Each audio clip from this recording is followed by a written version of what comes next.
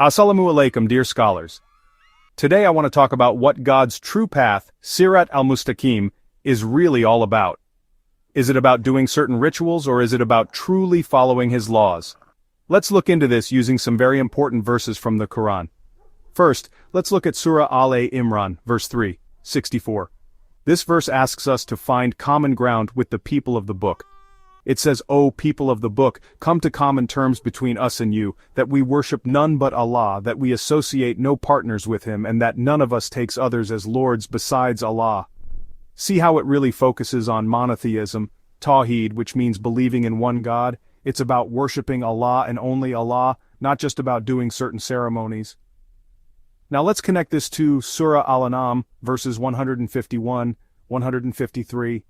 Here, the very first command is also about pure belief in one God.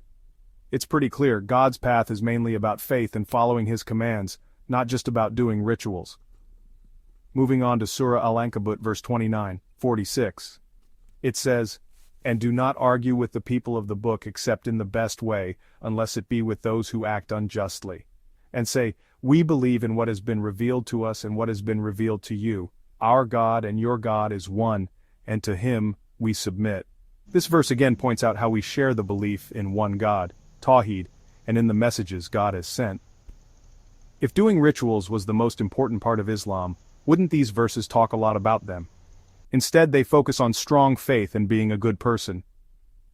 Then we have Surah Fussilat, verse 41, 43. It says, "Nothing is said to you, O Muhammad, except what was said to the messengers before you.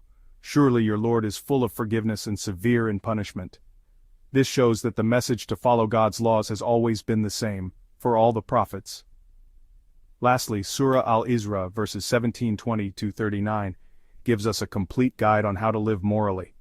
It tells us, don't worship anyone else with God, be kind to your parents, give to charity, be fair, and use your ability to think. This is a lot like the rules for good behavior we saw in Surah Al-An'am chapter 6 verses 151, 153. What's missing in all these verses? Rituals like namaz, psalm, zakat, and hajj. This suggests that the true Sirat al-Mustaqim, God's true path, is about living by God's moral and ethical laws, not just about performing rituals. So, is Islam about rituals, or is it about God's laws? The Quran tells us again and again that being good and fair is more important than just doing ritual acts. The one main teaching that is always highlighted is Tawheed, the pure belief in one God.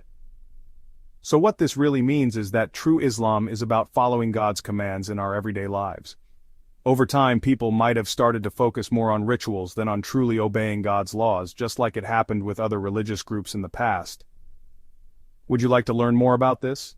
For example, we could talk about how prayer, which is called Salat in the Quran, is different from the ritualized namaz that is often practiced today. Jazakallah khair for joining me in this enlightening discussion. Assalamu alaikum.